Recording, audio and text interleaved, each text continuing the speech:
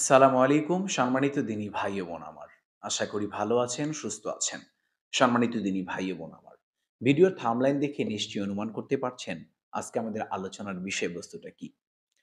আজকে এই আলোচনার বিষয়বস্তুর দিকে যাওয়ার পূর্বেই আমি আমার ব্যক্তিগত কিছু কথা শেয়ার করতে চাই। আপনি নিশ্চয়ই খেয়াল করেছেন আমি দীর্ঘদিন থেকে ভিডিও তৈরি করছি না। এর অন্যতম প্রধান কারণ হচ্ছে আমি ব্যক্তিগতভাবে, মানসিকভাবে, সামাজিকভাবে এবং আর্থিকভাবে নানান সমস্যার মধ্যে রয়েছি। আপনাদের প্রত্যেকের কাছেই দোয়ার দরখাস্ত রইল। আপনারা প্রত্যেকে আমার জন্য দোয়া করবেন। মহান রব্বুল আলামিন আমার জীবনটা যাতে সহজ করে দেন। সম্মানিত দিনী ভাই ও বোন আমার। এবার একটু আজকের আলোচনার বিষয়ের দিকে একটুখানি এগিয়ে যাই।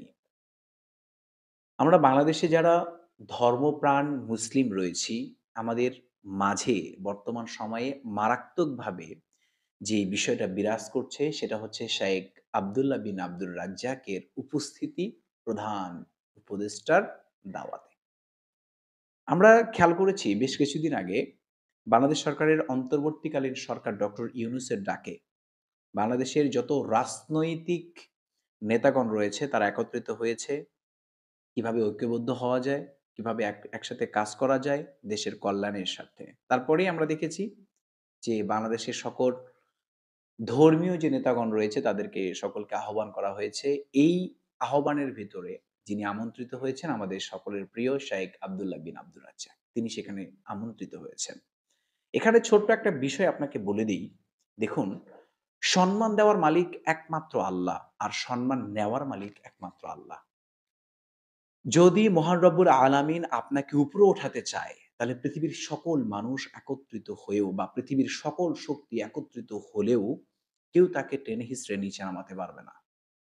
আর আল্লাহ যদি কাউকে ডাবিয়ে দিতে চায়, পৃথিবীর সকল শক্তি একত্রিত করেও তাকে উপরে ওঠাতে পারবে না। অর্থাৎ আমরা সকলেই জানি এবং বিশ্বাস করি যে সম্মান একমাত্র আল্লাহ দিতে পারেন, আর সম্মান একমাত্র আল্লাহই নিতে পারেন। এই কথাটা আমাদের মাথায় রাখা উচিত। যাই হোক, মূল বিষয়ে চলে আসি। শাহেখ আব্দুল্লাহ বিন আব্দুর রাজ্জাকের সেই দিনের সেই উপস্থিতিটা অনেক আলেমগণ সহ্য করতে পারেনি। আরো অবাক করা বিষয়, এই আলেমগণের মধ্যে সবচেয়ে অবাক করা বিষয় যে আলেমগণের মধ্যেই রয়েছে যারা আহলে হাদিস, যারা নিজেদেরকে আহলে হাদিস বলে দাবি করে। না, না, তার ছবিও দেখাবো না, তার নামও নিব না। তবে কার কথা বলতেছি আপনি নিশ্চয়ই হয়তো বুঝতে পারতেছেন। কারণ মানে ভাইরাল একটা বিষয় বলা যেতে পারে। তো এর পূর্বেও তিনি কিন্তু বিভিন্ন রকম কথাবার্তা মধ্য দিয়ে যেমন কার কথা বলেছে যে উনি নাকি ঠিক মনে নাই। উনি নাকি আহলে হাদিসের কেউ নাই। কেউ না নাকি। তো যাই হোক, হয়তো আরো ক্লিয়ার হয়ে গেলেন যে আমি কার কথা বলতেছি। দেখুন, তার উপস্থিতি শায়েখ আব্দুল্লাহ বিন আব্দুর রাজ্জাকের সেখানে তার এই উপস্থিতি, তার বক্তব্য এটা কিন্তু অনেক হিংসাত্মক ব্যক্তিত্ব যারা, যারা হিংসা পোষণ করে মনের ভিতরে তারা কিন্তু মেনে নিতে পারেনি। এজন্য বিভিন্ন রকম কথাবার্তা কিন্তু শুরু করেছে। অবাক করা বিষয় যে শেখ আব্দুল্লাহ বিন আব্দুর রাজ্জাক এই বিষয়কে ঘিরে কিছুই বলেনি। কারণ তিনি জানে সম্মান দিচ্ছেন একমাত্র আল্লাহ, আর তিনিই সম্মান নিবেন। সুতরাং কে কি বলতেছে, কে কি বলতেছে না এই বিষয়গুলো নিয়ে মাথা ঘামানোর কিছুই নেই।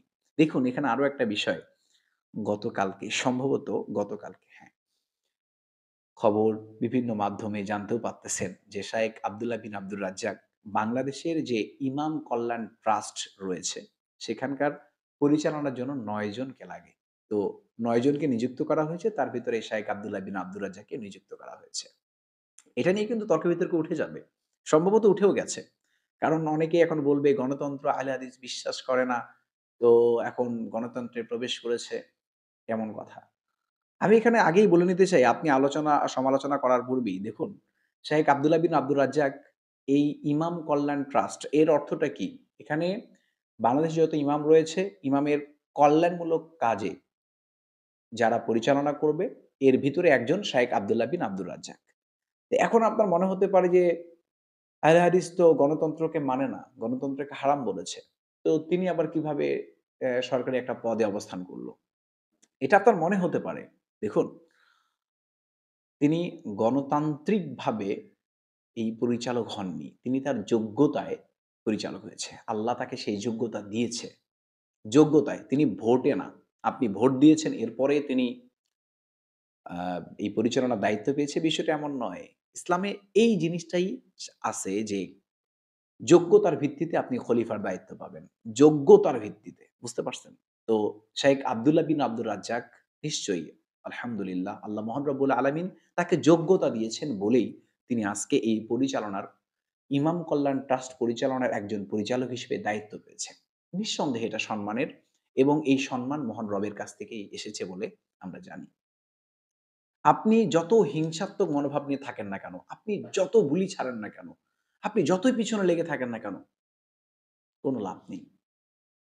আপনার এই হিংসাত্মক মনোভাব পুরো বাংলার জমিনের মানুষের কাছে স্পষ্ট করে দিচ্ছে যে আপনি আসলেই আলেম হওয়ার যোগ্যই নন। মানে আপনার এই কথাবার্তাগুলো এটাই প্রকাশ করছে। আপনাকে ফিরে আসতে হবে। আপনাকে ভুলে গেলে চলবে না যে সম্মান আল্লাহ দিচ্ছে আর আল্লাহই সম্মান নেয়। আপনাকে এই কথা ভুলে গেলে চলবে না। আপনি যতই হিংসা করেন না কেন, আপনি যতই সমালোচনা করেন না কেন, কোনো লাভ নেই। কোনো লাভ নেই। সুতরাং ফিরে আসতে হবে রবের কাছে। আমরা দোয়া করি শয়তানের প্রয়োজনে পড়ে যে সমস্ত ব্যক্তিবর্গ শাইখ আব্দুল্লাহ বিন আব্দুর রাজ্জাকের বিরুদ্ধে অবস্থান করেছে, আল্লাহ যেন তাদের প্রত্যেককে হেফাজত করে, হেদায়েত দান করে। আল্লাহ যেন তাদেরকে সহি বুঝ দান করে। আল্লাহ যাতে করে তাদেরকে এমনভাবে বুঝদান করে পরবর্তী সময়ে এই ভুলগুলো যেন তাদের দ্বারা আর কখনো না হয়। আমরা এই দোয়া করতে পারি। দোয়া ছাড়া তো কিছু করার নেই ভাই। আমি জানি আমার এই ভিডিও সে বরাবর পৌঁছাবে না।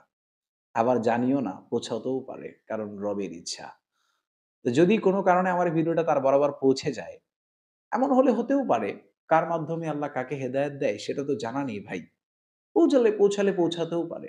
তবে আমরা দোয়া করি আল্লাহ যেন আমাদের প্রত্যেককেই সঠিক বুঝদানের মধ্য দিয়ে একেকটা ওয়ার্ড ব্যবহার করার তৌফিক দান করে।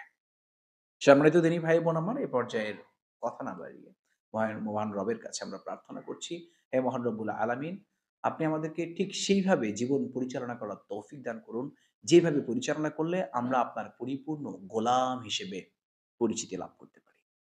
আজকে আর কথা না বাড়িয়ে আজকের ভিডিওটা আমরা এখানেই শেষ করছি। আবারও দেখা হবে ইসলামিক নতুন কোনো ভিডিওতে ইনশাআল্লাহ।